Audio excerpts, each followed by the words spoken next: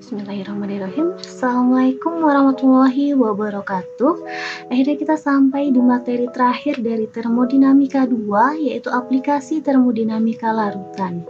Pada materi ini kita akan belajar bagaimana mengaplikasikan termodinamika larutan dari sebuah eksperimen. Jadi kita belajar bagaimana dari sebuah eksperimen kita akan mendapatkan data-data termodinamika larutan. Pada aplikasi termodinamika larutan ini kita akan belajar bagaimana dari sebuah eksperimen kita akan mendapatkan data-data dan akan kita olah menjadi nilai-nilai sifat termodinamika larutannya. Contohnya pada kasus ini adalah sebuah tangki yang berisi cairan dan uap yang berada pada kesetimbangan. Jadi anggaplah ini sebuah tangki, di dalamnya ada uap dan ada larutan dan keduanya berada pada kesetimbangan.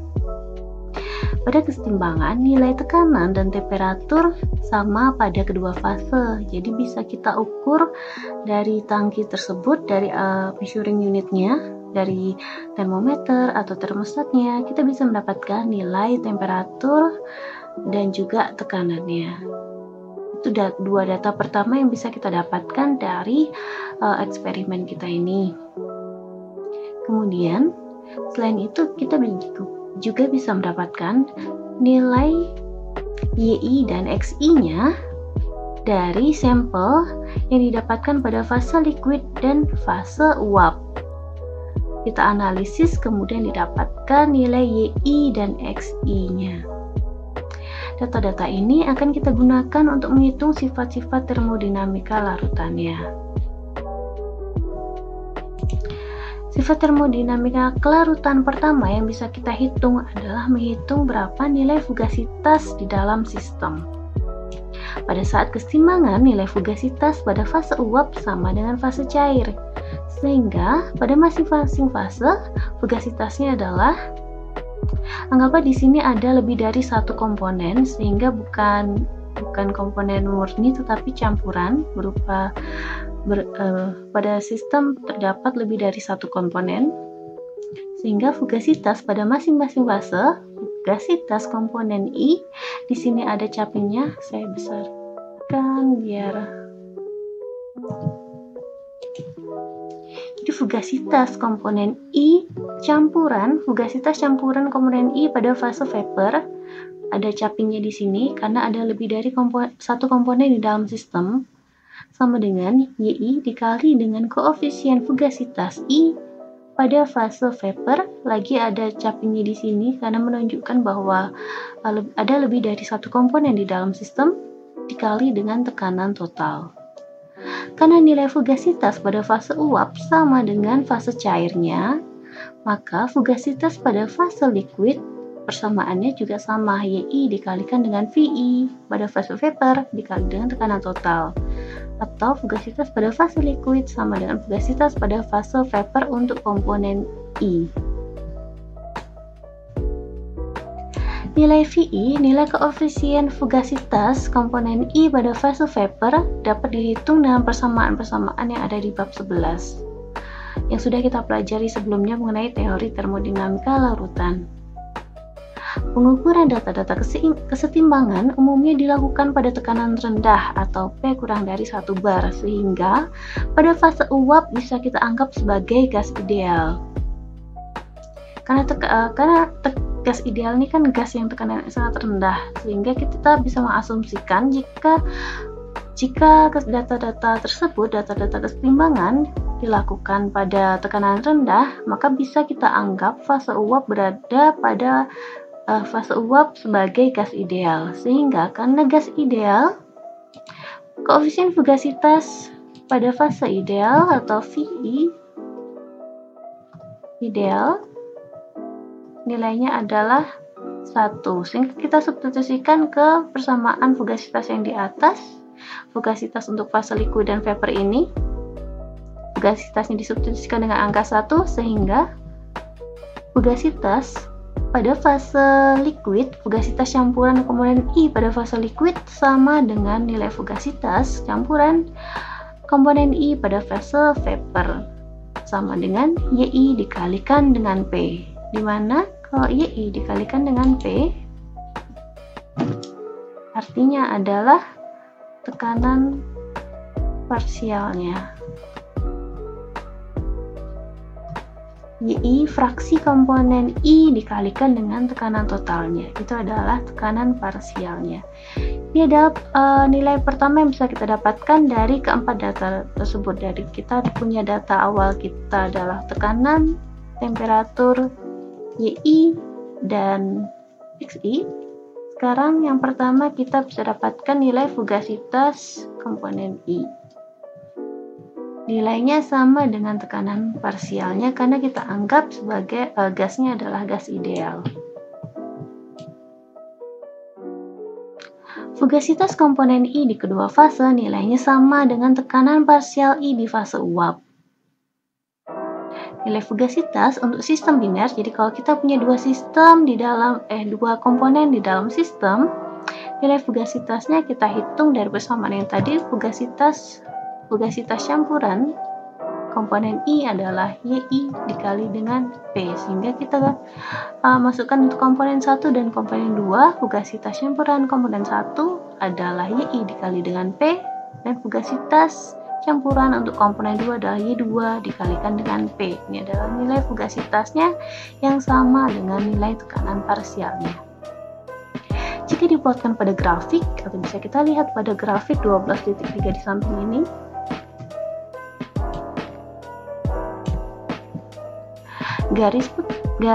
nilai fugasitas digambarkan dengan garis hitam. Jadi ini adalah grafik yang menghubungkan antara nilai fugasitas campuran komponen I dengan fraksi komponen I, XI. Jadi garis yang hitam ini menunjukkan fugasitasnya.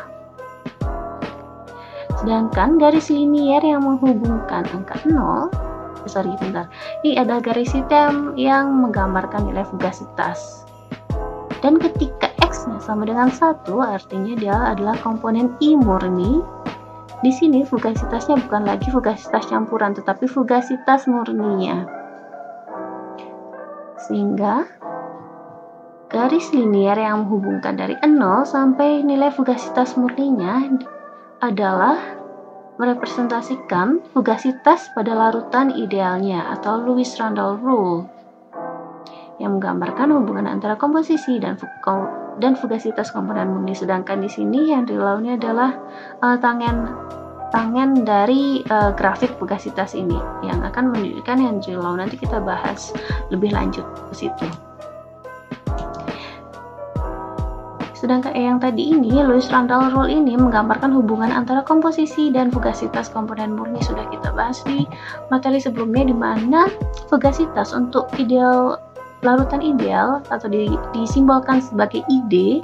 Jadi fugasitas campuran komponen I sebagai larutan ideal adalah XI dikalikan dengan FI.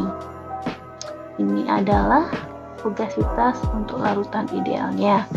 Ini pertama tadi kita sudah dapatkan dari data tekanan, temperatur, XI dan YI, kita dapatkan nilai fugasitas untuk komponen 1 dan komponen 2. Selanjutnya, sifat termodinamika lain yang kita dapatkan adalah koefisien aktivitas.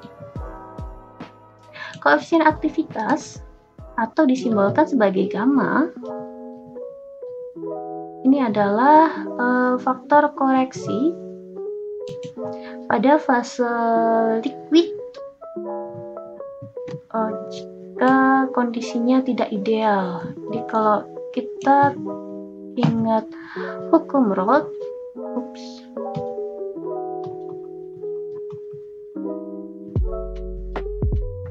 hukum Roth untuk ideal gas dan ideal solution, ini adalah YI dikalikan dengan tekanan total sama dengan XI dikali dengan PI0 atau tekanan uap cairnya. Pada gas ideal, pada gas non ideal,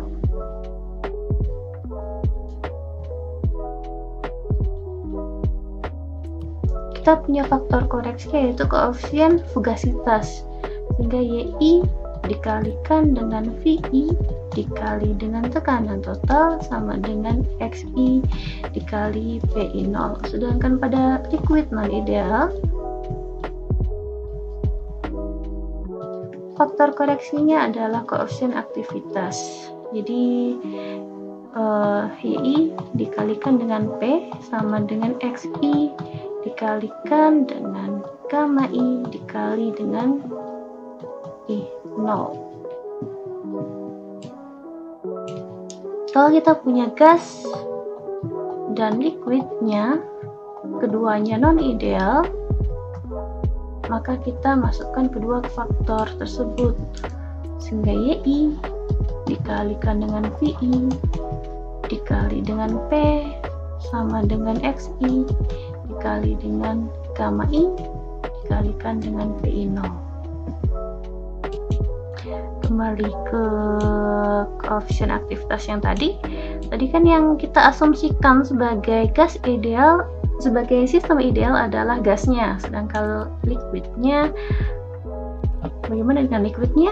Liquidnya pada garis putus-putus pada grafik 12.3 yang tadi di atas, garis randall di sini yang merupakan garis linier antara 0 sampai fugasitas komponen murni, menggambarkan Lewis Randall Rule yang merupakan karakteristik dari larutan ideal. Lewis Randall Rule menjadi model paling sederhana untuk menunjukkan ketergantungan komposisi terhadap fugasitas larutan, di mana ia merepresentasikan standar terhadap larutan yang dibandingkan. Persamaan koefisien aktivitas atau gamma I adalah perbandingan antara fugasitas campuran komponen I dibagi dengan fugasitas idealnya, fugasitas campuran komponen I pada keadaan idealnya.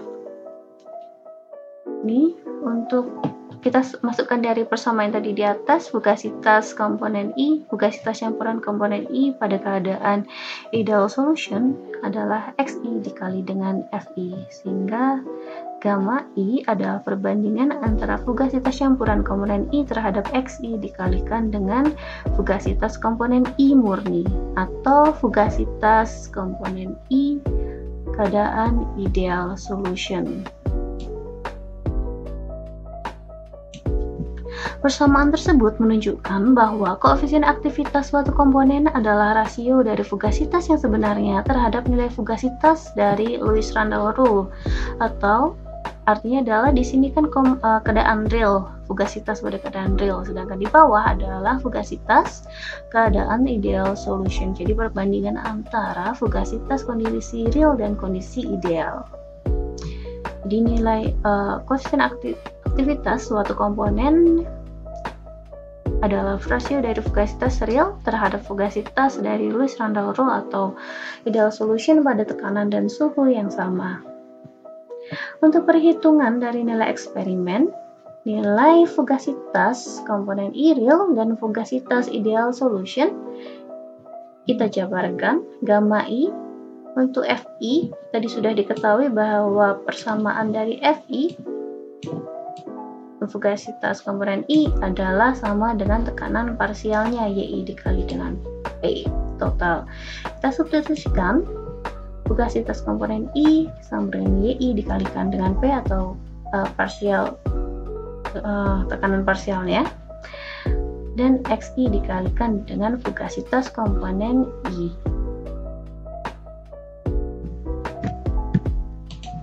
Nilai fugasitas untuk komponen murni di cairan nilainya sama dengan nilai tekanan uap cairnya pada keadaan ideal. Di sini keadaan ideal, nilainya sama dengan tekanan uap murninya. Jadi koefisien aktivitas adalah YI dikalikan dengan P per XI dikali PI0, tekanan uap murninya. Persamaan ini sebenarnya adalah penulisan ulang dari hukum Rolle termodifikasi untuk memudahkan perhitungan koefisien aktivitas dari rata eksperimen pada tekanan rendah. Jadi kita asumsikan kedua sistem ini berada pada karena tekanannya rendah, jadi bisa kita asumsikan si gasnya adalah gas ideal.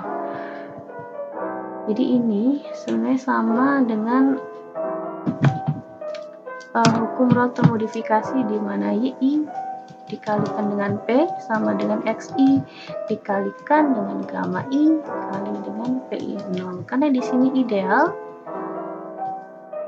jadi kan diasumsikan yang tekanan rendah, karena tekanan rendah kemudian gasnya menjadi ideal. Tetapi untuk solutionnya masih belum dikatakan sebagai ideal solution, sehingga masih perlu faktor koefisien aktivitas. Jadi kalau kita uraikan dari hukum Raoult ini, gamma I sama dengan YI dikalikan dengan P per XI kali dengan KI 0. Ini hanya sebagai penulisan ulang dari hukum Raoult termodifikasi. Jadi tadi sudah kita dapat dari data P, T, XI, dan YI, kemudian kita dapatkan nilai fugasitas komponen I yang nilainya adalah sama dengan tekanan parsialnya, YI dikalikan dengan P. Kemudian kita dapatkan lagi nilai koefisien aktivitas untuk komponen I, yaitu YI dikalikan dengan P per XI dikali dengan PI 0.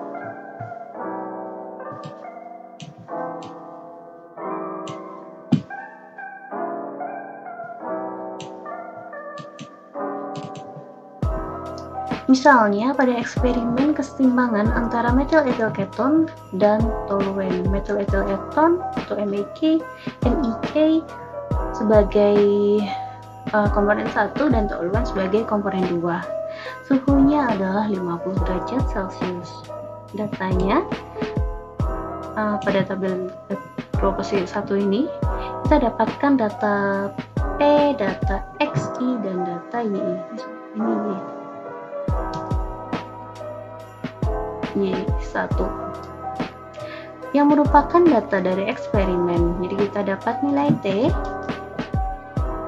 kita dapat nilai P, X1, dan Y1. Nilai fugasitas kita dapatkan dari rumus YI dikalikan dengan P. Jadi yang pertama kita menghitung dari ketiga data ini ditambah dengan data temperatur ini, kita menghitung nilai fugasitasnya. Jadi di sini ada datanya adalah pada kesetimbangan, data kesetimbangan untuk metil etil keton dengan toluen pada suhu 50 derajat Celcius. Kita dapatkan pada berbagai tekanan, dari tekanan uap murni komponen 2, karena di sini X1-nya sama dengan 0, sampai pada tekanan uap murni komponen 1. Di antaranya kita kemudian pada tekanan yang berbeda, tetapi tekanannya dari tekanan uap murni komponen 2 sampai komponen 1. Didapatkan juga data X1 dan Y1. Nanti nilai X2 kan tinggal 1 minus X1. Sama juga untuk Y1. Kita dapatkan set datanya dari X10 sampai X11. Jadi di sini sudah didapatkan data P, X1, Y1, dan juga T. Yang pertama kita menghitung nilai fugasitas komponen 1, yaitu Y1 dikalikan dengan P, dan nilai fugasitas dari komponen 2, yaitu Y2 dikalikan dengan P. Setelah itu kita dapatkan nilai fugasitas untuk semua data.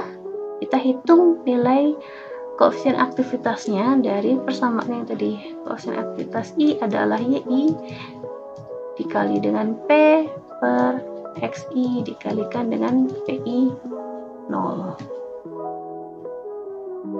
Kita dapatkan nilai data-data untuk koefisien aktivitas 1 dan koefisien aktivitas 2.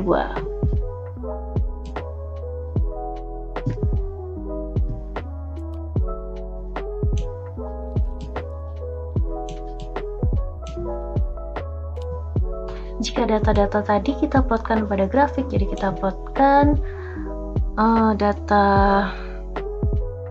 fugasitas komponen 1 dan fugasitas komponen 2 pada sebuah grafik antara yang memplotkan antara fugasitas dengan X-nya, maka akan kita dapatkan grafik di sini fugasitas untuk metil etil keton dan toluen pada suhu 50 derajat Celcius. Di sini garis yang hitam ini adalah garis fugasitasnya, sedangkan garis yang sehingga pada XI sama dengan 1, di sini X1 kalau salah. Ini X1 sama dengan 1, artinya pada titik ini adalah fugasitas komponen 1 murni yang nilainya sama dengan tekanan uap cair murninya. Kemudian berbalik untuk komponen 2-nya, di sini berarti komponen nilai fugasitas murninya atau tekanan uap murni komponen 2. Garis yang menghubungkan antara 0 sampai tekanan uap murni ini merupakan garis Randall rule. Begitu juga untuk komponen 2. Garis lurus pada figur 12.3 merupakan nilai eksperimen dari fugasitas komponen I. Pada X sama dengan 1, nilai tangan menjadi sama dengan Lewis Randall rule, sehingga pada X mendekati 0 nilainya menjadi 0. Kita gunakan sehingga rasio fugasitas komponen 1 per X kita hitung limitnya, karena pada di sini pada nilai X sama dengan 1, nilai tangennya nilainya akan sama dengan Lewis Randall rule, sehingga kita cari limitnya ketika nilai X mendekati 0 menggunakan L'Hopital rule. Pada X sama dengan 0, nilainya adalah turunan dari fugasitas I per dxi pada X1 mendekati 0 sama dengan 0. Pada keadaan itu, kita dapatkan nilai nilai koefisien Henry. Tadi gambarnya di atas, bukan gambar yang ini.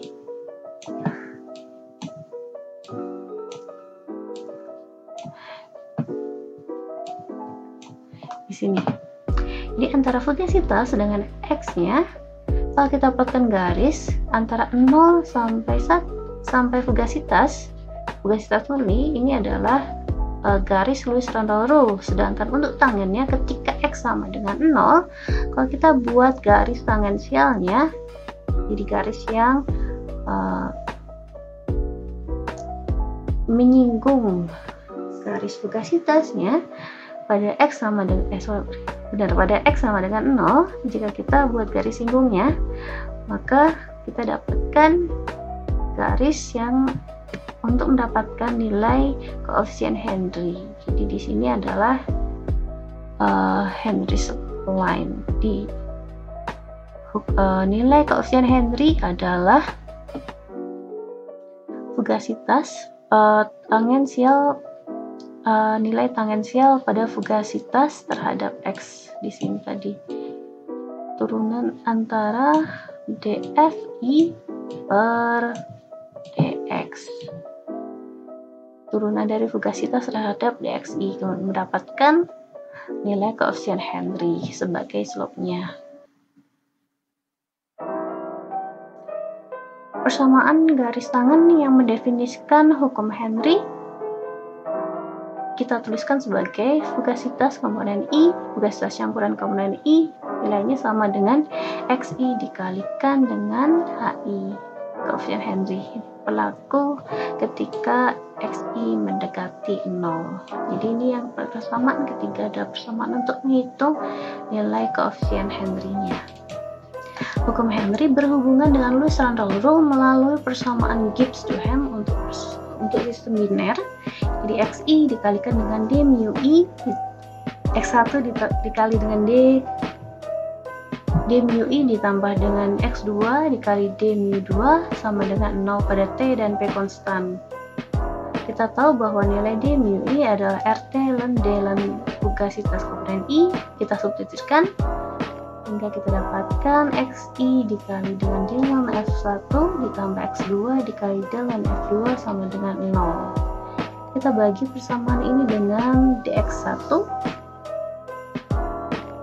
Ini kita dapatkan X1 dikalikan dengan D ln F1 per dx1 ditambah x2 dikali dengan D ln fugasitas komponen 2 per dx1 sama dengan 0. Persamaan ini adalah persamaan yang merupakan bentuk khusus dari Gibbs-Duhem. Hingga kalau kita limitkan terhadap x1 sama dengan 1 dan x2 sama dengan 0, akhirnya akan kita dapatkan di sini turunan dari fugasitas komponen 1 terhadap dx1 pada x1 sama dengan 1 adalah nilai fugasitasnya. Persamaan ini menunjukkan Lewis-Randall Rule jika diaplikasikan pada larutan real. Persamaan Henry diaplikasikan pada keadaan pelarutan tak hingga dalam larutan biner, dan persamaan Gibbs menunjukkan validitasnya. Jadi ini hanya memvalidkan bagaimana kita mendapatkan nilai koefisien Henry. Jadi kan koefisien Henry kita dapatkan dari persamaan tangensial, dari garis tangensialnya di sini. Dari garis tangensial kita dapatkan nilai koefisien Henry. Jika kita tuliskan sebagai persamaan matematis, untuk mendapatkan nilai koefisien Henry didapatkan dengan melimitkan fugasitas terhadap x1.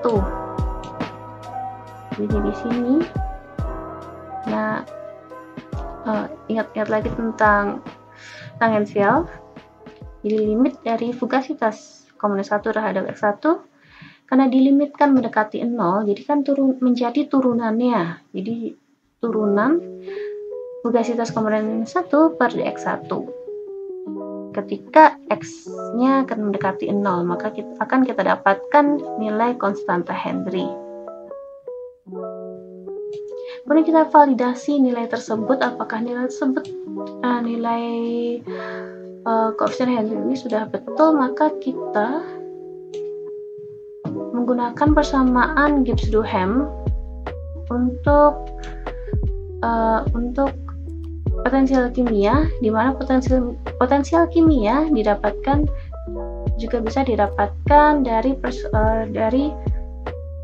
persamaan yang memiliki fugasitas di dalamnya, RT ln fugasitas komponen 1.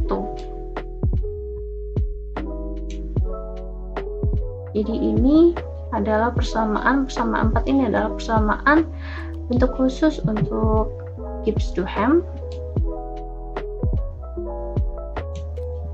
Dan dari persamaan Gibbs-Duhem ini kita bisa mengkonfirmasi bahwa turunan dari fugasitas komponen 1 terhadap x1 pada x1 sama dengan 1 sama dengan fugasitas komponen murninya. Jadi kalau tadi di x sama dengan 0 adalah koefisien Henry, tetapi ketika x1 sama dengan 1 yang kita dapatkan adalah fugasitas komponen murninya.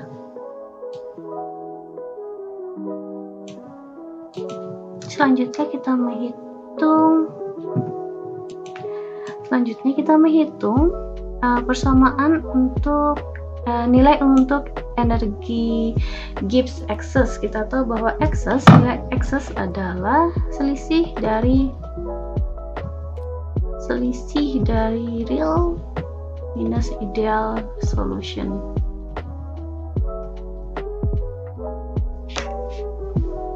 Dan persamaan untuk energi Gibbs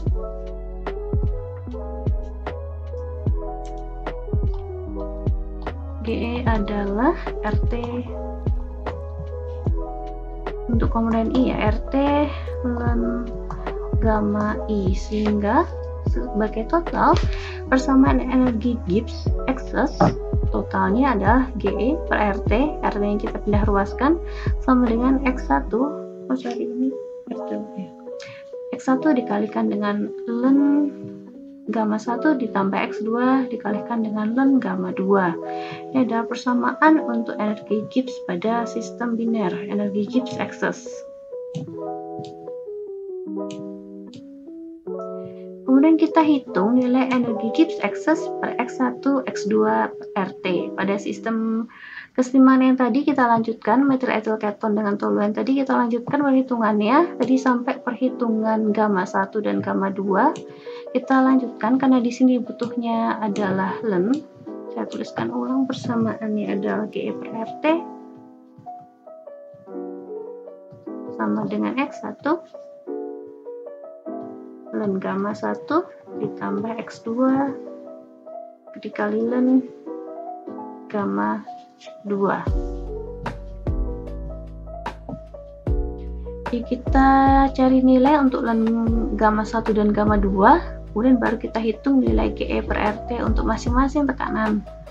Kemudian kita hitung juga GE per X1, X2, RT. Kita dapatkan data-datanya. Jika diplotkan pada grafik, ini adalah hasilnya. Jadi data-data tadi kita plotkan pada grafik. Yang pertama grafik tekanan terhadap X1Y1 yang menghasilkan grafik kesetimbangan uap cair. Di sini yang atas adalah X1 untuk X-nya, untuk cairnya, sedangkan yang bawah adalah untuk uapnya, garis kesetimbangan uapnya. Ini adalah grafik kesetimbangan uap cair, di mana kalau di sini yang garis putus-putus ini menunjukkan garis Lewis Randall Rule.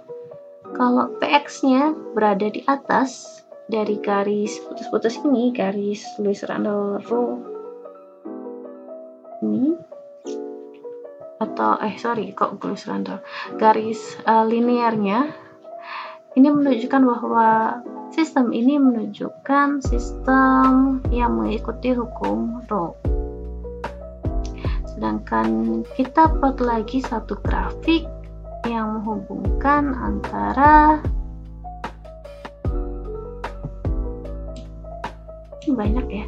Ini untuk menghubungkan X1, yang pertama kita plotkan antara GE X1 X2 RT, kemudian kita plotkan juga untuk gamma 1, gamma 2 GE per RT. Kita plotkan datanya. Jadi bisa kita lihat di sini datanya ada beberapa yang miss untuk GE X1, X2, X3. Ini ada di atas, jadi datanya tidak terlalu fit ya. Di sini juga ada miss, tapi yang pada kondisi di sini yang di bawah awal-awal datanya fit sekali dengan grafiknya.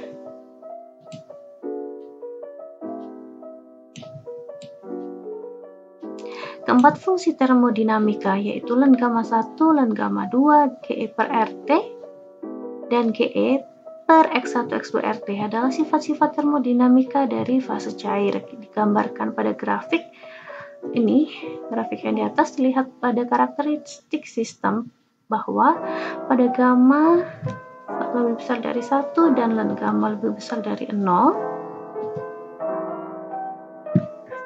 Jadi pada sistem ini nilai Len gamma tidak pernah negatif, jadi selalu lebih besar dari 0 atau paling rendah adalah 0.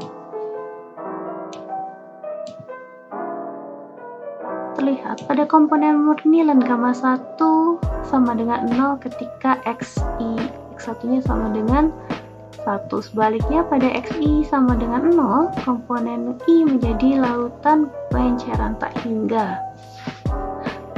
Jadi Len gamma 1 berubah menjadi Len gamma I untuk tak hingga. Jadi di sini ketika X-nya sama dengan 0 atau 1, di sini menjadi komponen pengenceran tak hingga. Kalau X1-nya ketika X1 sama dengan 0, berarti di sini Len gamma 1 untuk koefisien pengenceran tak hingga untuk komponen 1. Sedangkan pada saat X1 sama dengan 1, kita dapatkan nilai untuk komponen 2 murninya, jadi Len gamma 2 pengenceran tak hingga.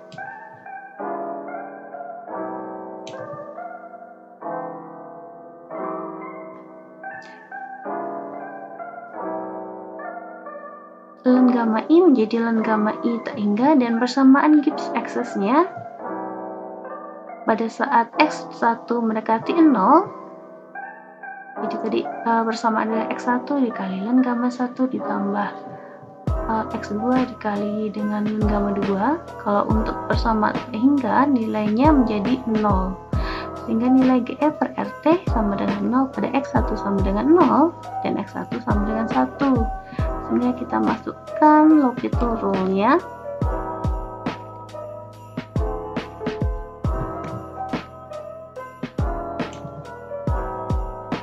Diturunkan nilai ini, kita dapatkan persamaan Gibbs-Duhem untuk sistem biner. X1 di ln gamma 1 per dx1 ditambah X2 ln gamma 2 per dx1 sama dengan 0. Jadi persamaan ini mirip seperti persamaan sebelumnya, tetapi yang tadi untuk fugasitas dan yang di sini untuk nilai koefisien aktivitas. Disubstitusikan persamaan 7 ke persamaan B, jadi kita dapatkan DGE per RT per dx1 nilainya sama dengan ln gamma 1 per gamma 2. Untuk limit energi Gibbs per RT, energi Gibbs excess per RT per dx1 dilimitkan ketika x1 sama dengan 0 mendekati 0. Jadi hasilnya adalah ln gamma 1 tak hingga. Ini hanya menegaskan saja. Untuk dari grafik tadi dituliskan sebagai bersamaan matematisnya. Jadi ln gamma 1 ln gamma 2 dari pengenceran tak hingga adalah limit dari GE per X1 X2 RT. Dia hanya menuliskan dari grafik, kalau dituliskan sebagai persamaan matematis seperti ini. Jadi kita dapat dari grafik tadi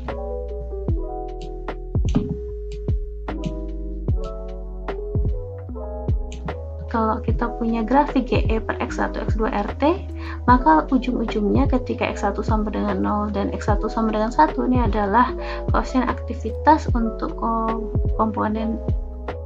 koefisien aktivitas untuk pengenceran tak hingganya.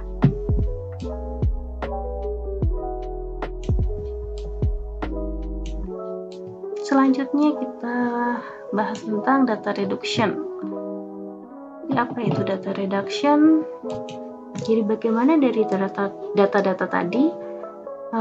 Tadi kita sudah dapat P, T, tekanan, temperatur, X1, X2, kemudian fugasitas, koefisien aktivitas, dan juga energi Gibbs. Dari persamaan dari data-data tersebut, bagaimana kita akan membuat sebuah persamaan matematis dari semua data tersebut.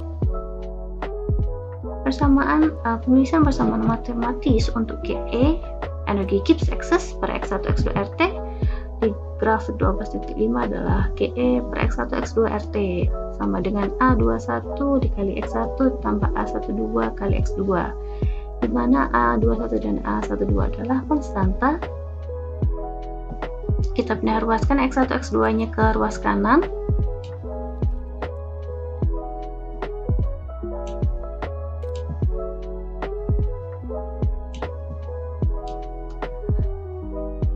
Persamaan ln gamma 1 dan ln gamma 2 didapatkan dari persamaan 9b dengan mengaplikasikan persamaan 11.2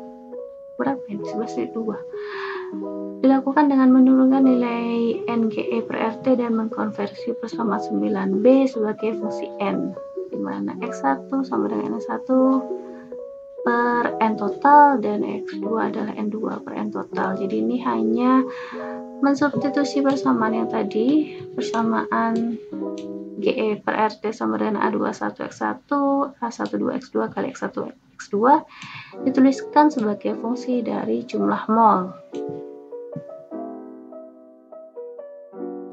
Kemudian diturunkan terhadap N1. Kita dapatkan persamaan yang ini, kemudian dikembalikan lagi sebagai fungsi X. Jadi tadi kita awalnya punya fungsi X, kita substitusikan sebagai nilai N, kita turunkan berdasarkan definisi gamma, ln gamma S1 sama dengan dNG per RT per dN1, jadi kita turunkan persamaan ini untuk mendapatkan nilai gamma 1, dan kita kembalikan persamaan N nya menjadi X. Kita dapatkan dan gamma 1 adalah X2 dikali A21 X1 tambah A12 X2 dikali 1 minus 2 X1 ditambah A21 X1. Jadi kita dapatkan persamaan untuk menghitung nilai gamma 1 dan gamma 2 dari sebuah set data. Ini adalah persamaan 10A dan 10B. Ini ada persamaan untuk menghitung nilai gamma 1 dan nilai gamma 2. Jadi gamma 1 dan gamma 1 adalah X2 kuadrat dikali A12 tambah 2A21 minus A12 X1. Analog untuk menghitung persamaan gamma koefisien aktivitas 2, X1 kuadrat ditambah A21 tambah A12 minus A21 X2. Persamaan ini, kedua persamaan ini disebut dengan persamaan Margules dan digunakan untuk merepresentasikan model empiris dari larutan. Dan kondisi batasnya pada saat pengenceran tak hingga, ln gamma 1 tak hingga adalah A12 di mana X1 sama dengan 0. Dan untuk ln gamma 2 pengenceran tak hingga adalah A2, nilainya sama dengan A21 di mana pada saat pengenceran tak hingga komponen 2 terjadi ketika X2 sama dengan 0. Misalnya pada sistem keseimbangan metal ethyl keton dan toluene tadi, kita dapatkan nilai A12 nya adalah 0,32 dan A21 nya 0,918. Jadi kalau dituliskan di persamaan menjadi KE per RT sama dengan 0,198. Kayaknya saya tulis deh. Nih ya, saya tulis ini 0,198. KE per RT sama dengan 0,198 X1 ditambah 0,372 X2 kali X1 X2. Jadi ini ada untuk menghitung nilai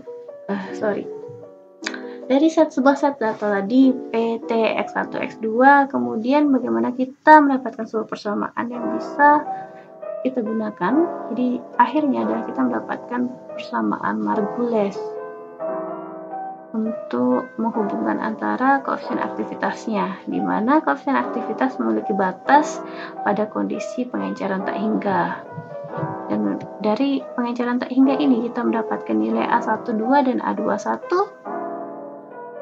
yang bisa kita gunakan untuk menuliskan persamaan untuk energi Gibbs excess. Jadi persamaan akhirnya didapatkan di sini. Energi Gibbs excess sama per RT sama dengan 0,198 X1 ditambah 0,372 X2 dikali X1 X2. Jadi tujuannya di sini sepanjang itu tadi untuk menghitung nilai A12 dan A21 sehingga kita bisa mereduksi data-data tadi menjadi sebuah persamaan matematis sederhana yang menghubungkan energi Gibbs excess dengan X1 dan X2-nya. Persamaan Margules tadi juga untuk ln gamma 1 dan ln gamma 2 bisa juga kita gunakan pada dataset Px1 X2. Jadi kita substitusikan ke persamaan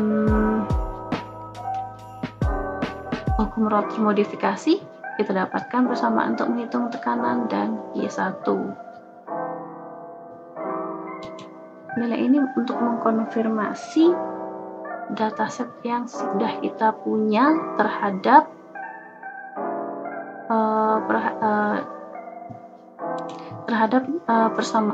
dari data persamaan matematisnya. Jadi kan tadi udah dapat persamaan matematis ini KE per RT, kemudian kita bisa gunakan untuk mengkonfirmasi data tersebut sudah sesuai dengan data aslinya atau belum dari persamaan 11 dan 12. Yang terakhir yaitu konsistensi termodinamika. Persamaan Gibbs-Duhem memberikan batasan pada koefisien aktivitas yang mungkin tidak dipenuhi oleh serangkaian nilai eksperimen yang didapatkan dari data tekanan X1, Y1. Nilai eksperimental dan gamma 1 dan gamma 2 digabungkan dari persamaan 6 untuk menghitung nilai GE per RT. Persamaan ini tidak tergantung pada persamaan Gibbs-Duhem. Di sisi lain, persamaan Gibbs-Duhem tersirat dari persamaan 11.92 dan koefisien aktivitas yang diturunkan dari persamaan ini harus memenuhi persamaan Gibbs-Duhem. Koefisien aktivitas turunan ini tidak mungkin konsisten dengan nilai eksperimental kecuali jika nilai eksperimental juga memenuhi persamaan Gibbs Duhem. Korelasi Px1Y1 yang dihitung dari persamaan 11 dan 12 tidak mungkin konsisten dengan nilai-nilai eksperimental tersebut. Jadi, jika data eksperimen tidak konsisten dengan persamaan Gibbs Duhem, artinya ada kesalahan pada data. Persamaan sisi kanan menunjukkan jumlah dari persamaan 7, di mana nilainya harus 0 sehingga data tersebut konsisten. Sisi kanan adalah deviasi dari persamaan Gibbs Duhem. Jadi gini, kalau kita punya sebuah set data, misalnya data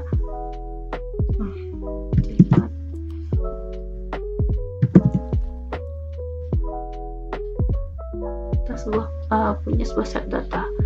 Misal set datanya saya buat seperti ini.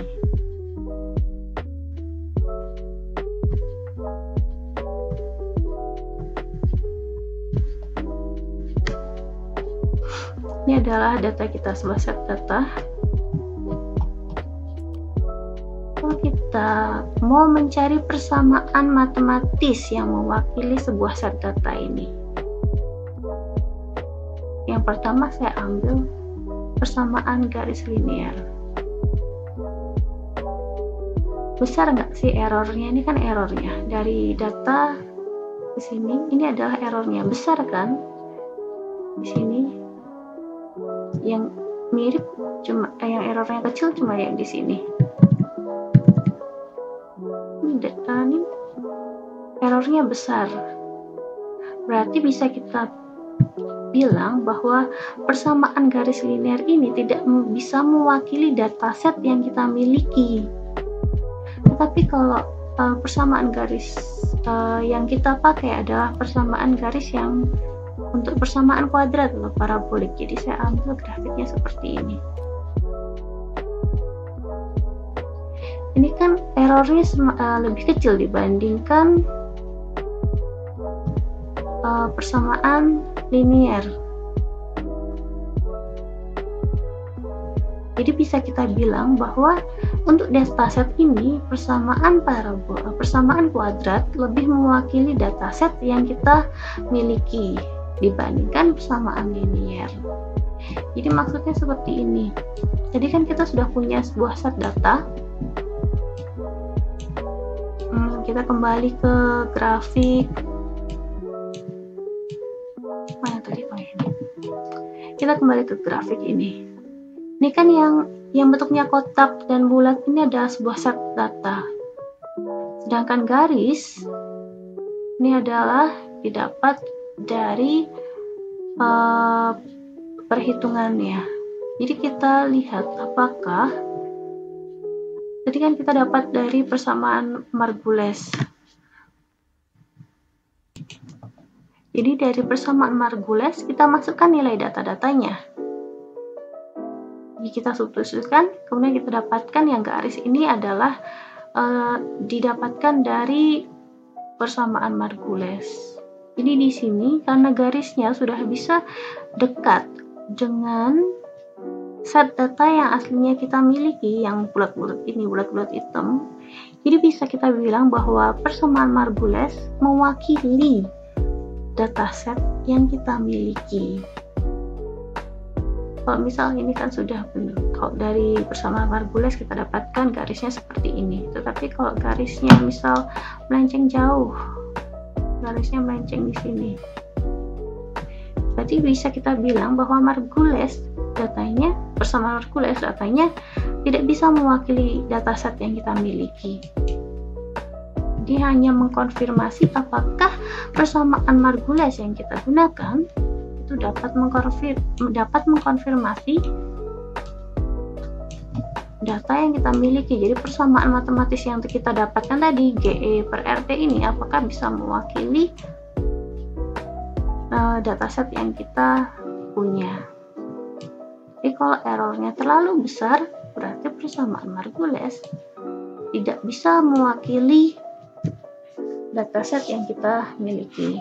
Kalau persamaan Margules ini tidak bisa mewakili data yang kita miliki untuk persamaan energi Gibbs excess, berarti kita harus gunakan model-model lain selain persamaan Margules.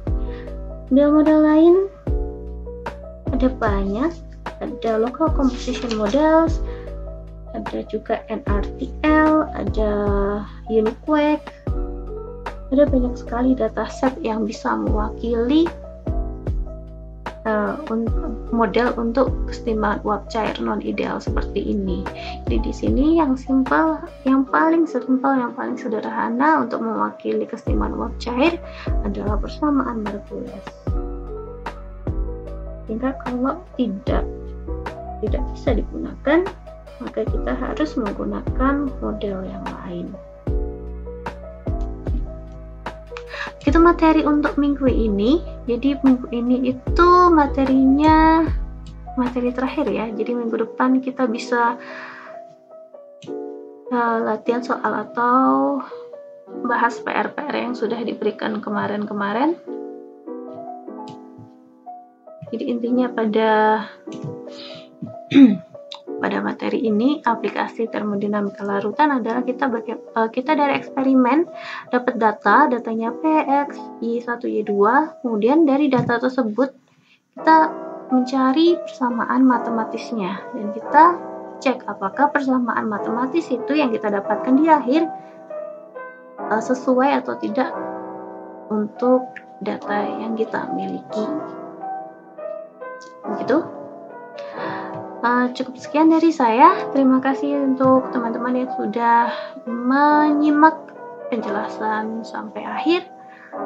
Minggu depan kita bisa bertemu secara online untuk membahas soal-soal atau PR-PR yang sudah diberikan. Sekali lagi, terima kasih. Wassalamualaikum warahmatullahi wabarakatuh.